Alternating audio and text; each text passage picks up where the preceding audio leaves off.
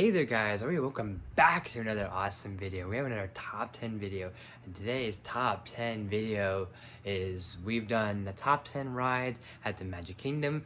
We've delved into Epcot. Now we are going to roll the lights, cameras, and action as we film my top 10 favorite rides at Hollywood Studios. And without further ado, let's begin the show. And at number 10, we've got the Backlot Tour.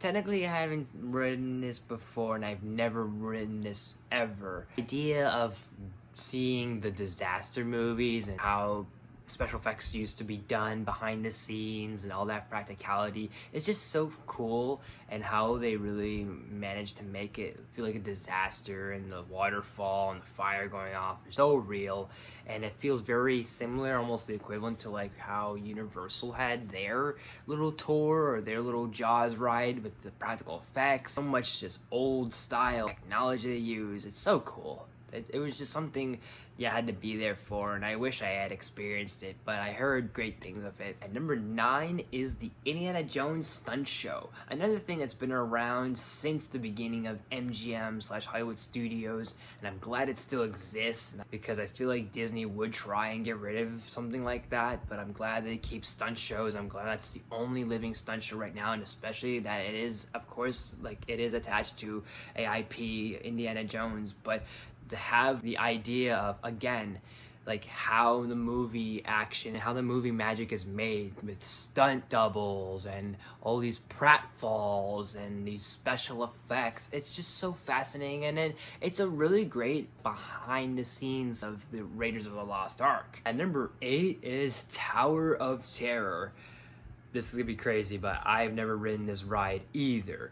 But the reason why I put this on this list is because I did a poll a while ago, probably earlier this month or last month, on which of these three right here would get the most votes, and it was between Tower of Terror, Slinky Dog Dash, or Rock and Roller Coaster. So you guys voted for Tower of Terror, and to all of your votes, I put this on this list because of those votes, and that it is a popular ride. It is an iconic ride. It's kind of like, not a staple, but it is kind of the thing you think of when you see Hollywood Studios, because Magic Kingdom has the castle, Epcot has the Future World, Animal Kingdom has the Tree of Life. One of the icons that you think of when you think of Hollywood Studios is Tower of Terror, and how big and how massive it is, known for its iconic drop, such chills and thrills you experience on that ride. From how much I've heard about this. Number 7 is Muppet Vision 3D, the last thing that Jim Henson ever worked on associated with the Muppets, and it's something like that endearing on why I really love this show, but also just how much it really captures the essence. It is the embodiment and the last remaining of Jim Henson and the Muppets, and that era of the Muppets, that sort of old 3D, 4D experience, because that's not really a thing as much as it used to be, and that's one that still exists, and let's keep it that way, Disney. Please, let's keep it that way. Please. Number 6 is Rise of the Resistance. There's gonna be quite a theme going on here, and that is that I have never ridden this at all, but I've seen what the experience is like. It's not the same as actually riding the ride, but it doesn't help that the queue and the line for it is so fucking long. I just know from seeing clips and seeing videos on YouTube that what's great about Rise of Resistance, from what I've seen, is not only the animatronics you have, but also it feels like you are in Star Wars world. You are going on this mission. It's so thrilling, it's so engaging. It is not just a ride, it is an experience. If I ever experience this one day, I might put this higher, but for now, I like to at least keep it at a safe space and a safe spot right here, because I feel like it just deserves a spot, even if I haven't ridden it. And I know some people might be like, I got this and this, so here's all fairness to you all. And we're nearing down my final 5 on my list, and at number 5 is Star Tours.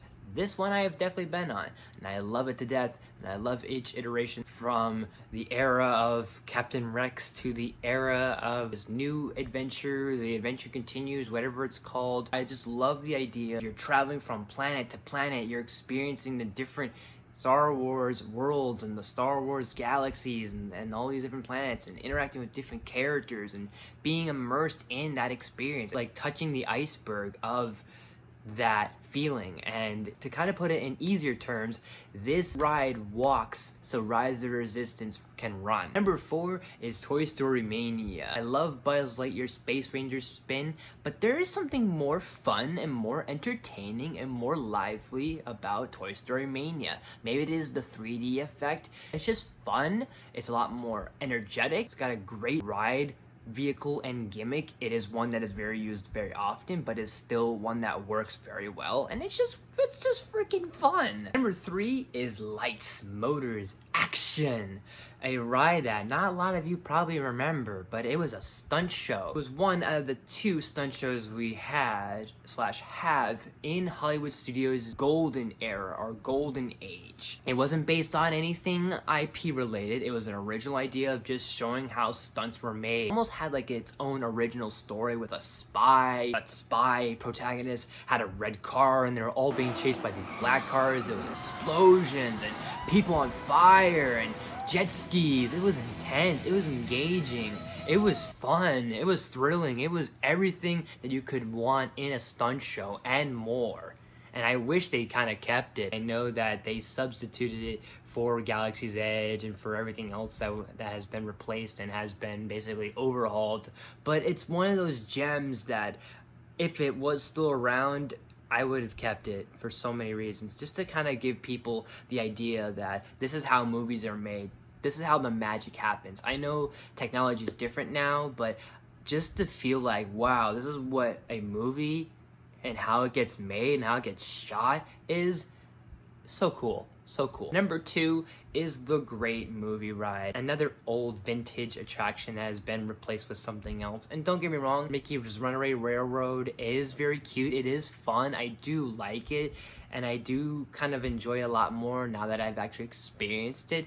But I still miss this ride because it was a time when Disney was able to use rights and movie rights like Singing in the Rain and Casablanca, Gone with the Wind, Wizard of Oz, Alien, all these films it referenced and used all these old movies of yesteryear. Such impressive animatronics, and with the amount of animatronics, especially that Wicked Witch, that felt like a real person. And they actually even incorporate real actors into the scenes and kind of take you off course into different scenes and kind of like not having different ride experiences, but it was just really cool to see these different movies and get a bit of history around it, and with such phenomenal practicality. Before I unveil my number 1 pick, here are a few honorable mentions. Smuggler's Run. Still a ride I've yet to conquer yet, but just to see that Hondo Onaka animatronic is definitely worth it. The Osborne Lights during Christmas time, walking down like a main street or walking down a boardwalk or a city or basically buildings and lights, and it flickered to music, Christmas music, and it was just so cool, and I got to experience it.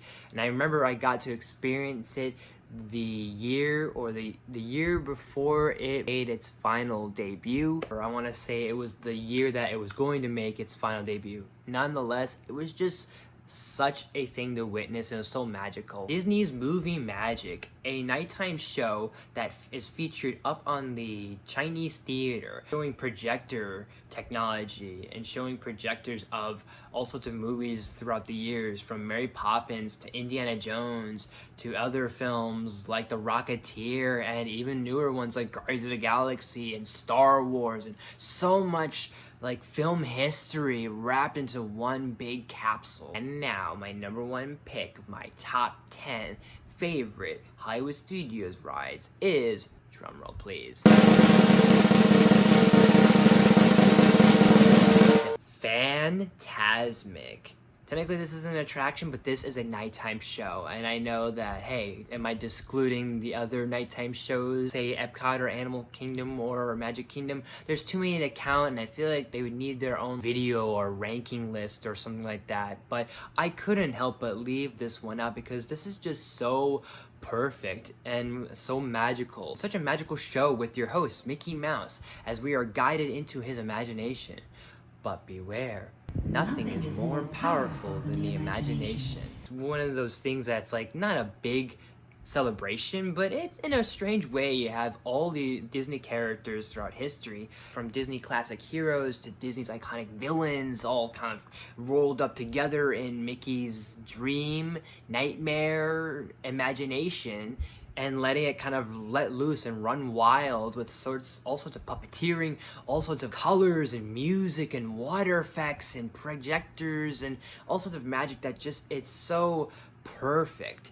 And I will say that even the new additions to the show are perfect. And as much as they are perfect, I will say that I might have like a note or two about it. It's great. I still love it. I love the new additions. I love what they've added to the show. But I do have a few notes. And if you want to see that as a video, as a separate video of its own, leave like a hashtag, like hashtag new Phantasmic or new Phantasmic review or Phantasmic review, one of those. All of you guys leave a lot of comments with that. I will do like a separate video kind of going to just a little note that I want to just point out about the show with the new additions. But other than that, I just love this show so much, and it makes you feel like a kid again. And I feel like sometimes we as people sometimes maybe think that Disney has lost their touch when it comes to feeling that magic and feeling that raw imagination, that raw just happiness, and Phantasmic just captures that very well. It is still one of the remaining things that just feels very not just nostalgic, but just captures such a good feeling of wonder and something that you just go, wow, this is what Disney is all about. Those are my favorite things at Hollywood Studios. Let me know in the comment section down below, what are your favorite rides, shows, whatever it is. Are there any things that I missed? Let me know down below. And as always, guys, thank you so much for watching. If you liked this video, please smash that button. If